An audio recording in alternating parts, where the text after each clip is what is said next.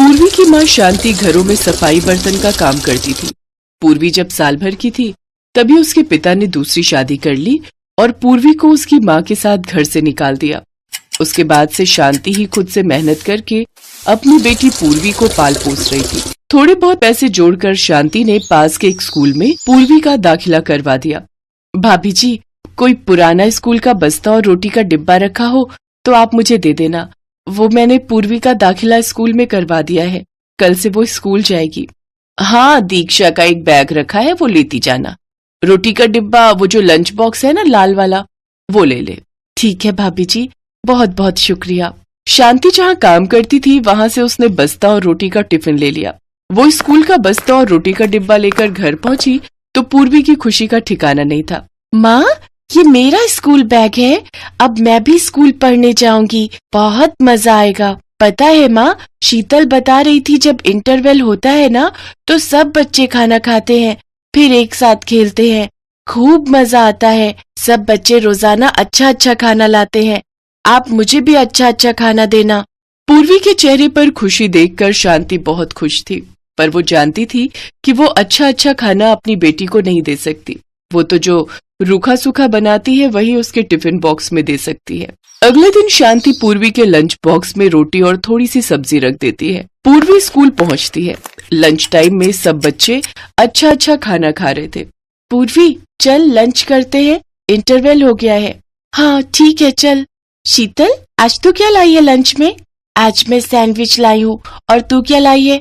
मेरा तो आज पुलाव खाने का मन था तो मम्मी ने आज पुलाव बना कर दिया है। और पूर्वी, तू क्या लाई है? अरे, तू तो रोटी सब्जी लाई है, वो भी थोड़ी थोड़ी है।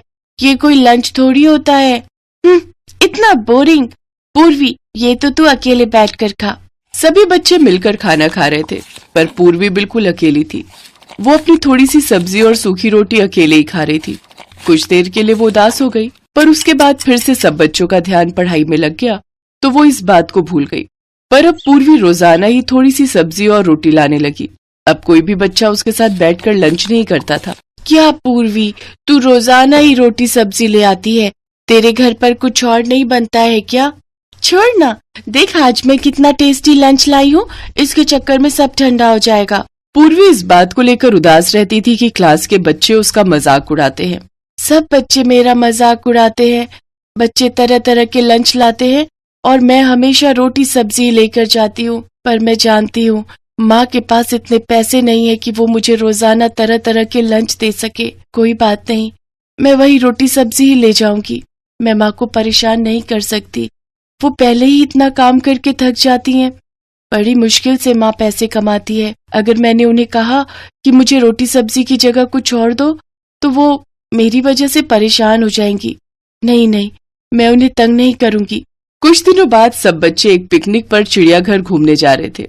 पूर्वी भी बहुत खुश थी कि वो पिकनिक पर जा रही है।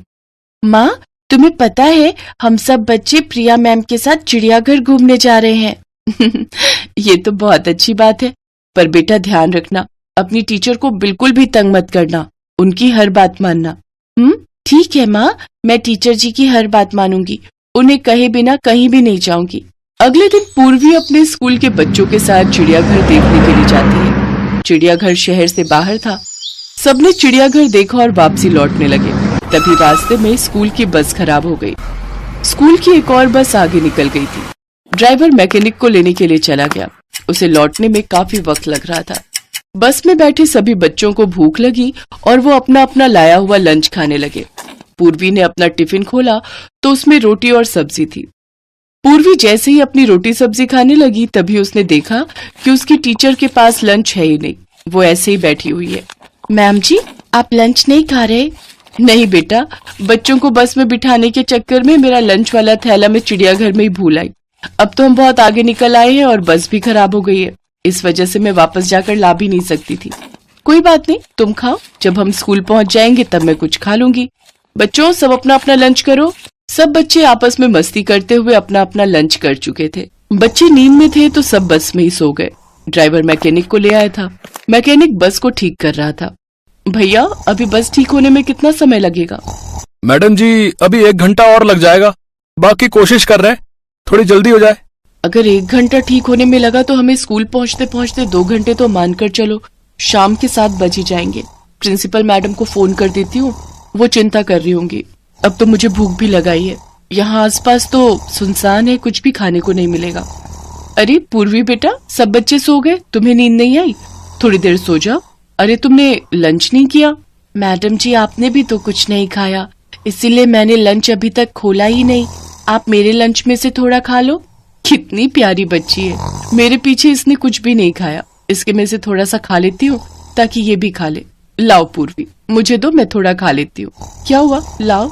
मैडम जी मेरे पास ये रोटी सब्जी ही है, बाकी बच्चों की तरह अच्छा अच्छा खाना नहीं है। माँ कहती है जब हमारे पास बहुत सारे पैसे होंगे तब वो अच्छा अच्छा खाना लाएंगी। पूर्वी बेटा, खाना सभी अच्छा होता है, रोटी सब्जी तो और भी अच्छी होती है। अरे वाह, आलू की सब्जी और साथ में रोटी। मुझे तो भूख से रुका ही नहीं जा रहा, मैं तो पूरी रोटी खाऊंगी। मासूम पूर्वी की भोली बातें सुनकर टीचर भी भावुक हो जाती है। वो पूर्वी के लंच में से एक रोटी और सब्जी खाती है। पूर्वी बहुत खुश थी। कुछ देर बाद बस ठीक हो जाती है, सब लोग स्कूल पहुंचते हैं। अगले दिन पूर्वी स्कूल पहुंचती है तो उसके लंच बॉक्स में वही रोटी सब्जी थी। सब बच्चे फिर उस पर हंसने लगे। तभी पूर्वी की टीचर उसे अपने पास बुलाती है। पूर्वी, तुम्हारी रोटी सब्जी मुझे बहुत अच्छी लगी थी, क्या आज भी मैं तुम्हारा लंच खा सकती हूँ?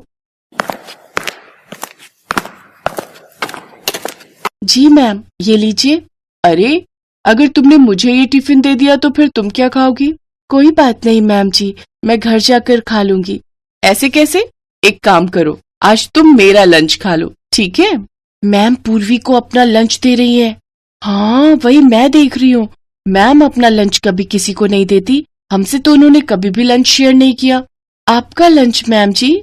हाँ, वो आज मैंने घर पर बर्गर बनाए थे, पर मुझे तुम्हारी रोटी सब्जी इतनी पसंद आई थी कि मुझे लगा कि ये बर्गर अगर तुम खा लो और मैं तुम्हारी रोटी सब्जी। तुम्हें बर्गर पसंद है ना? बर्गर? वो तो मैंने कभी खाए ही नहीं ma'am ji. Thank you ma'am ji. Purvi की टीचर प्रिया जानती थी कि पूर्वी एक गरीब बच्ची है। वो जानती थी कि पूर्वी की माँ के पास इतने पैसे नहीं है कि वो पूर्वी को तरह तरह के व्यंजन बनाकर और खरीद कर खिला सके। इसीलिए प्रिया बहाने से पूर्वी के लिए बर्गर लाई थी ताकि पूर्वी के चेहरे पर एक नया लंच देखकर खुशी आ सके। और यही हुआ। जब पूर्वी ने टिफिन खोला तो उसमें 2 बहुत ही टेस्टी बर्गर पैक किए हुए थे। पूर्वी को बर्गर खाते हुए जो खुशी मिल रही थी, उस खुशी को देखकर टीचर प्रिया की आंखें भी थोड़ी नम हो गईं। इसके बाद कभी कभी बहाने से टीचर प्रिया पूर्वी के लिए तरह तरह के खाने पीने की चीजें लाती रहती थी। एक छोटी सी प्यारी मासूम बच्ची का दिल कितना बड़ा है, ये बात प्रिया को उस दिन बस में समझ आ गई थी। इसीलिए एक टीचर होने के नाते उसने अपनी तरफ से पूरी कोशिश की कि वो भी पूर्वी के चेहरे पर खुशी ला सके। यही कोशिश कामयाब रही और पूर्वी के चेहरे पर खुशी आ गई।